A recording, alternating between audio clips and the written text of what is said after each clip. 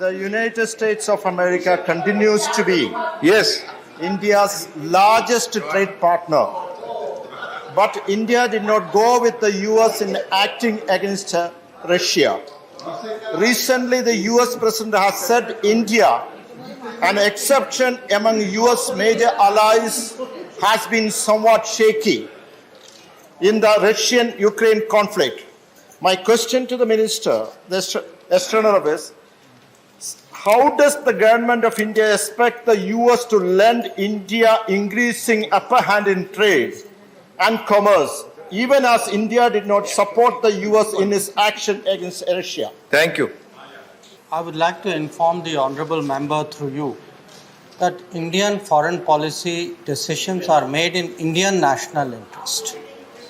And we are guided by our thinking, our views, our interests.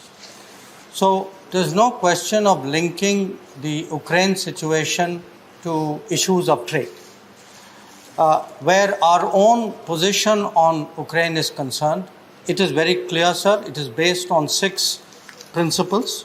1, that we call for immediate cessation of violence and end to all hostilities. We stand for peace. 2, we believe that there is no other way than a return to the path of dialogue and diplomacy. 3, we believe, we recognize that the global order is anchored on international law, UN Charter, and respect for territorial integrity and sovereignty of all states. 4, we call for humanitarian access to a conflict situation. 5, we ourselves give humanitarian assistance. We have given 90 tons of humanitarian assistance so far, and we are looking at providing more, especially medicines.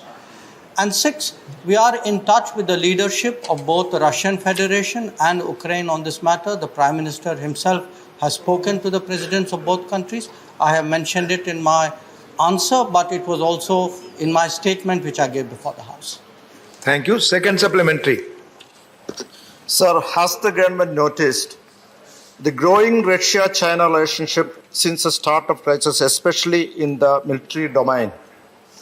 Does this show a shifting of global security architecture, and whether India is in a position to tackle the geostrategic challenges posed by these shifting global security alliances?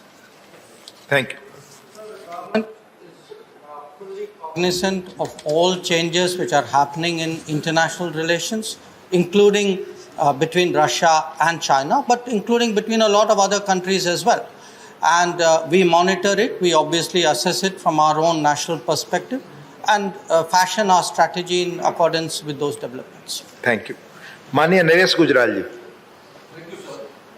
So I'd like to compliment the Honourable Minister as well as the government for following a very deft foreign policy on this issue in our national interest.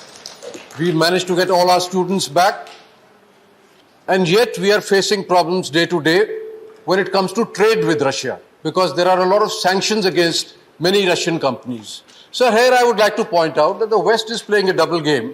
They continue to import petroleum from the entire Europe is importing petroleum from there, and they lecture us that we should not trade with them. Question, Manya Gujralji. My question, sir, is, for many years, India had a policy, we used to do rupee trade with Russia.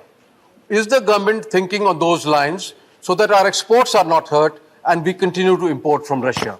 Thank you very much, sir.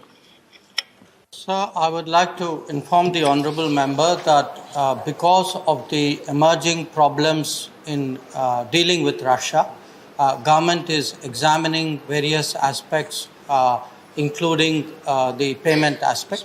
There is a group within the government composed of different ministries. It is led by Finance Ministry to examine these matters. As regards the reference to the oil trade which the honourable member made, I would like to take the opportunity to inform the House that in fact we have a very we import very little oil from Russia. It's less than 1% of our imports, and many other countries import 20 times, 10, 15, 20 times the amount of oil that we do.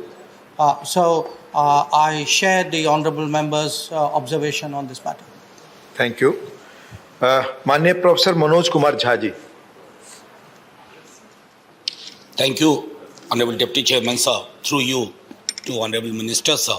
My question is, 1947 onwards, we had a very robust policy. Whenever any territorial integrity or sovereignty was violated anywhere in the world, are we in sync with the same kind of policy as far as our statements are concerned on Ukraine-Russia issue? And second, are we watching the realignment in our immediate neighborhood? Only one question, Professor. With seriousness. That's it. Thank you. Please. Sir, I'd like to inform the honourable member that we are very clear on our principles. As I said, our policy is very much guided by our belief that the international order must respect the territorial integrity and sovereignty of states. At the same time, what is happening in our neighbourhood, obviously, I would like to tell the honourable member, it is foremost in our attention. And again, there are a lot of developments taking place and we are monitoring them very, very carefully. Thank you. Manya Swapn Das Gupta ji. I'd like to compliment the Minister for his very clear elucidation of what our policy is going to be, the principles on which it's based on. However, sir, now that we've got what the statement calls the top priority out of the way, and we've got most of our students very successfully out of Ukraine, there is now an increasing fission. There is now an increasing polarization. So rather than the two sides coming nearer, it's actually the breach is getting wider. In these circumstances, I would like the Minister to point out whether this will have our position, which basically is that this is not our war. Question, please. Is this going to have any negative impact on some of our closest allies, not least in the Quad, but in some of the other states and things? Thank you. So I would like to clarify to the honourable member that in fact our position is not that this is not our problem. Our position is that we are for peace. That when the Prime Minister spoke to President Putin 3 times, when he spoke to President Zelensky twice, the intent of it, obviously at that time the evacuation of students was a very big issue. But there was also a larger conversation on what we could do to lead to encourage a cessation of hostilities and return to diplomacy and dialogue. And I think today that sentiment is widely shared by many countries in the world, and I think we articulate it very strongly. Thank you.